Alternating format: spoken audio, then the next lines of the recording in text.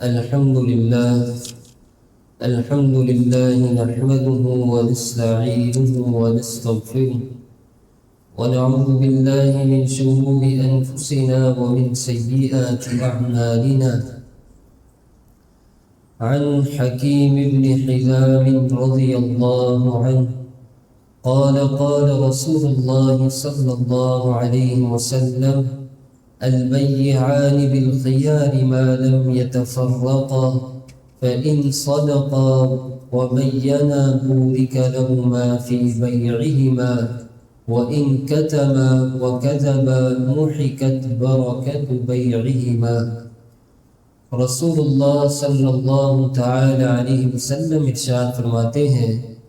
دو آپس میں لین دین کرنے والے، خرید و فروخت کرنے والے جب آپس میں کسی سامان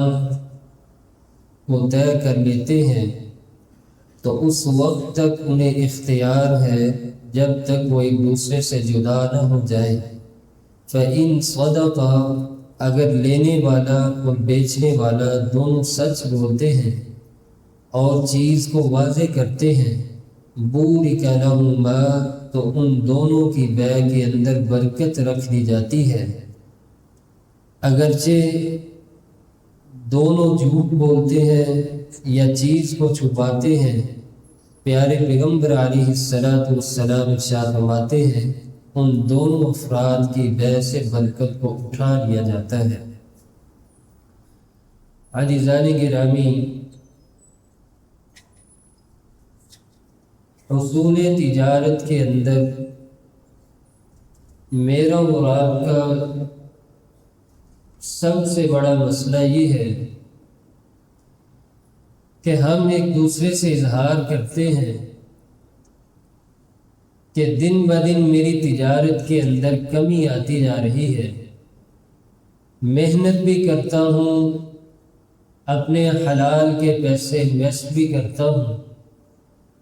لیکن جب میں حساب کرنے بیٹھتا ہوں تو ایسا محسوس ہوتا ہے کہ جتنا مال اپنے کاروبار پہ لگایا ہے مقابلے میں اتنا بھی موصول نہیں ہوا، بلکہ دن بدن نقصان ہی نقصان آتا جا رہا ہے۔ اس کی کئی ایک وجوہات ہو سکتی ہیں۔ سب سے بنیادی وجہ تو یہ ہے کہ ہم اپنے بڑوں کے طریقے پر چلیں اور ان کے طرز عمل کو دیکھیں کہ ہمارے بڑے تجارت کیسے کرتے تھے، اور تجارت کرتے کرتے ان کے دن کا آغاز کیسے ہوتا تھا، تو یقیناً اس پہلو کو دیکھ کر ہمیں شرمندگی بھی ہوگی اور ندامت بھی ہوگی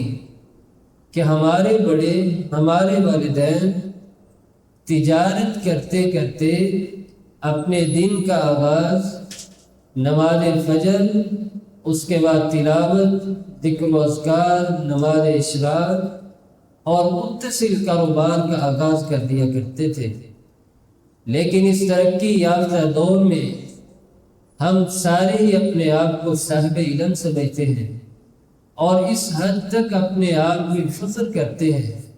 کہ میرے جیسا فنون کے اندر، علوم کے اندر ماہر ہو ہی نہیں سکتا۔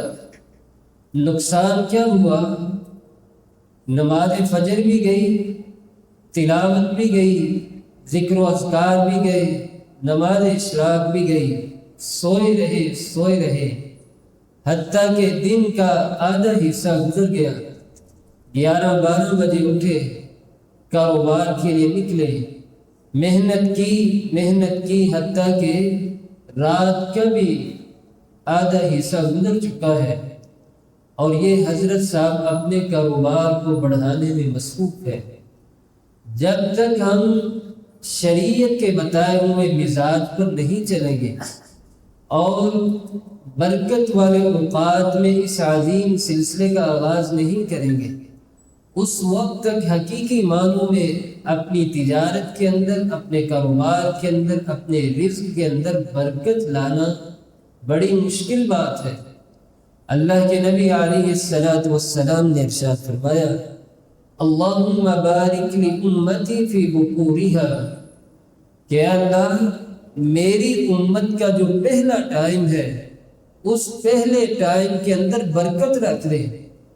اور جو بھی میرا امتی اس وقت کے اندر کوئی بھی کام کرے گا، خواہ وہ علم سیکھنے کے لیے، خواہ وہ تجارت کے لیے، کسی بھی کام کے لیے اس وقت کے اندر محنت کرے گا، اللہ کے نبی علیہ الصلوۃ والسلام اپنی زبان نبوت سے ارشاد فرماتے ہیں کہ اللہ تعالیٰ اس خوش نصیب انسان کے اس کام کے اندر برکت ڈال دیتے ہیں، خیر ڈال دیتے ہیں، بڑھوتری ہوتی ہے۔ اور نبی علیہ الصلوۃ والسلام کی حدیث مبارکہ کو لیا جائے تو دوسرا پہلو تجارت کے اندر نفع آنے کا یہ کہ انسان لین دین کے معاملے میں جھوٹ بولتا ہے،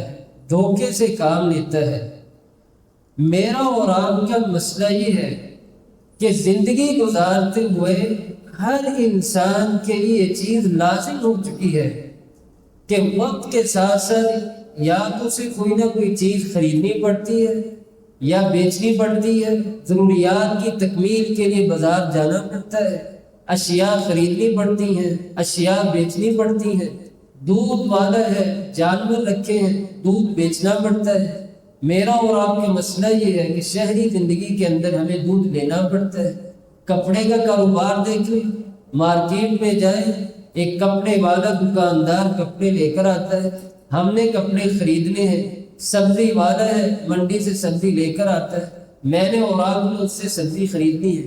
یعنی ہماری زندگی کے اندر ایسی ضروریات کی تکمیل کے لیے ہمیں کچھ نہ کچھ روزانہ کی بنیاد پر خریدنا پڑتا ہے اور کچھ نہ کچھ بیچنا پڑتا ہے۔ نبی علیہ الصلوۃ والسلام کی سیرت اتنی پیاری اور خوبصورت ہے، نمایاں ہے کہ اپنی امت کو ہر طرح کے طریقے بتلا دیے کہ معاملات کی تکمیل کے لیے، ضروریات کی تکمیل کے لیے آپ نے اپنے آپ کو کیسے چلانا ہے، ان چیزوں کو خریدتے وقت کن کن چیزوں کا لحاظ رکھنا ہے، اگر بیچنے والے ہیں انہوں نے کس کس چیز کی پاسداری کرنی ہے، اگر کوئی چیز لینے والا بازار کے اندر چلا گیا ہے اس نے چیز خریدتے وقت کس کس چیز کا لحاظ رکھنا ہے۔ اللہ کے نبی علیہ الصلوۃ والسلام نے ان ساری چیزوں کی تفصیلات اپنی امت کو آگاہ کر دی تھی۔ آپ علیہ السلام نے ارشاد فرمایا البیعان بالخیار، دو لین دین کرنے والے، خرید و فروخت کرنے والے، ان دونوں کے معاملے کے اندر، ان دونوں کی چیز کے اندر خیر رکھ دی جاتی ہے جب تک وہ آپس میں ایک دوسرے سے جدا نہیں ہوتے، جب تک آپس میں ایک دوسرے کے ساتھ سچ بولتے ہیں، دھوکہ نہیں دیتے، جھوٹ نہیں بولتے، فراڈ نہیں کرتے۔ اللہ کے نبی علیہ السلام ارشاد فرماتے ہیں کہ ان دونوں کی چیز کے اندر خیر رکھ دی جاتی ہے، برکت رکھ دی جاتی ہے۔ لیکن اگر یہی دو شخص لین دین کے معاملے میں جھوٹ بولتے ہیں، فراڈ کرتے ہیں، چیز جو بیچی جا رہی ہے اس کے نقائص بیان نہیں کرتا، اس کی خوبصورتی کو اچھے معنوں میں بیان نہیں کرتا،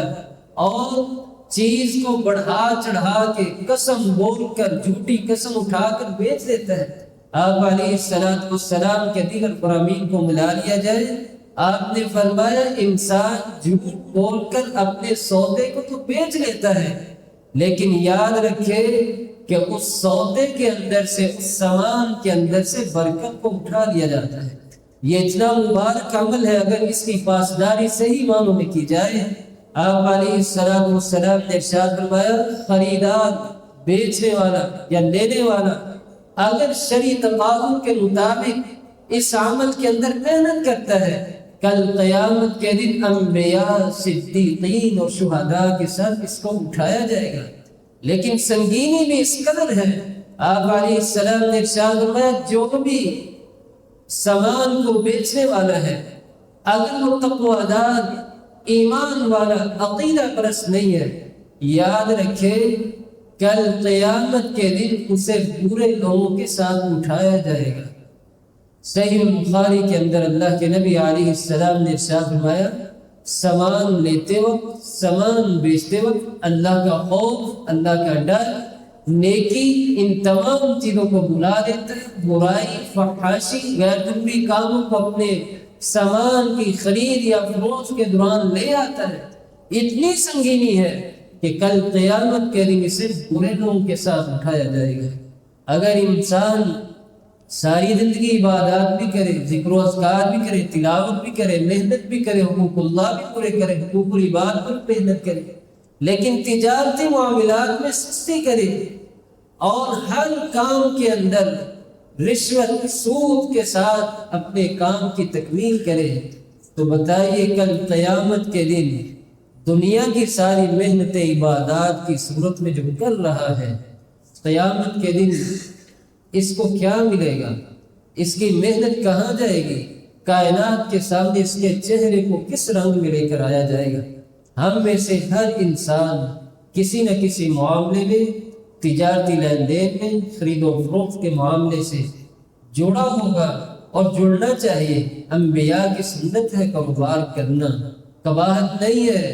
لیکن قباحت اس بات میں ہے کہ آپ ان معاملات کو کرتے کرتے شرعی تقاضوں کو بھول جائیں۔ اللہ تعالیٰ سے دعا ہے